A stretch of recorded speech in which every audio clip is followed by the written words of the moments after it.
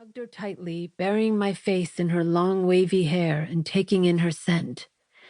Her skin is so soft, her arms wrapped around me like a warm blanket. Then I suddenly pulled away when I felt tears coming. This will be the first time away from my mom for so long, and my first time sleeping out on the land since Uncle Joe died. Before I continue about where we're going and why, I guess I should introduce myself. My name is Julia, but no one calls me that, except my mom when she's angry with me. Everyone else just calls me Jules. She gave me this journal, probably to make me feel more excited about going on the trip. She knows I love keeping a record of my travels through drawing and storytelling. Even though I'm still not happy about going, I'll try writing a little every day. I live with my mom in a tiny Clicho community in the far north of Canada called Wekweètì. The Clicho people are descendants of the Dene, an Athabascan indigenous people of the Northwest Territories. The community is so small and remote, you have to take a little plane from Yellowknife to get there because there's no road leading to town. Mom and I moved there from down south when I was 5. I'm 11 now. We moved because Mom got a job as the community administrator. It took a little while to get used to Wekweètì. Mom called it culture shock, but it's home now. I know almost everyone. They're like family to me. I call a lot of the grown-ups auntie and uncle, even though we're not related. And I have 2 best friends, Layla and Alice. They're also going on the trip, so at least I'll have good company. After all the bags were placed in the canoes, we gathered together beside the dock where the chief led the prayer. He has a round face, dimples, and long black silky hair. The right corner of his mouth always curls up when he talks. He prayed that we'd be safe on the journey, that we'd be guided and protected. I remember growing up, traveling with my parents, he said. We were following the caribou and lived in tents. Then, over the years, we settled in Wekweètì. These trails of our ancestors have existed for thousands of years. We are walking in their footsteps.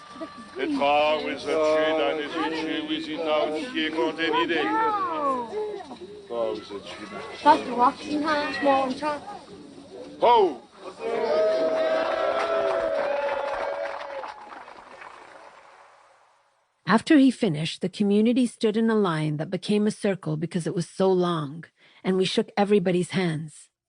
It's a tradition to wish the travelers a safe trip like that. I shook almost 100 hands.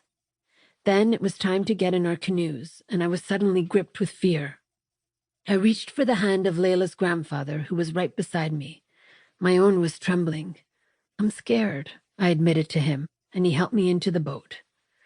You shouldn't be scared, he said. Just pay attention, put on your life jacket, and be careful.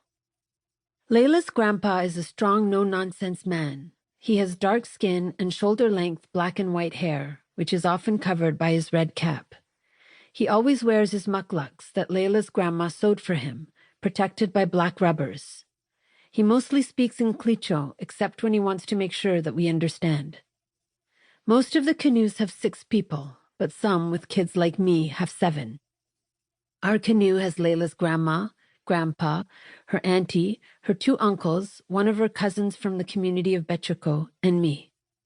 Layla and Alice are in different canoes, so the only time we'll get to hang together is when we stop for lunch or when we set up our camps in the evenings. And during portages. That's when people walk on the trails carrying their bags and canoes across the land from one lake to the other. As the canoes left the shore, people stood on the dock waving at us for a while. Mom was right at the front. My stomach felt tight as I watched her get smaller and smaller while our canoe moved farther and farther away.